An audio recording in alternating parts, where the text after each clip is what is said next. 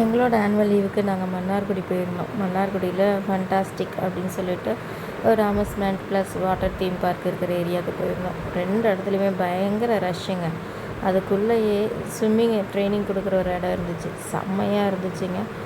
அங்கே ஃபஸ்ட்டு நாங்கள் ரில்சனை இறக்கி விட்டோம். நடந்தா இறங்கி அப்படின்னு சொன்னோம். அவனோட ஹைட்டுக்கு அது ஓகேவாக தான் இருந்துச்சு.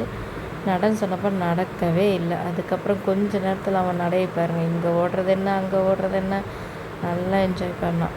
ஒருத்தங்களுக்கு 150 ரூபா டிக்கெட்டுங்க. நீங்கள் நியர்பை திருச்சி, தஞ்சாவூர் அந்த மாதிரி இருந்தீங்கன்னா வந்து விளையாண்டுட்டு போங்க, நல்லா என்ஜாய் பண்ணலாம்.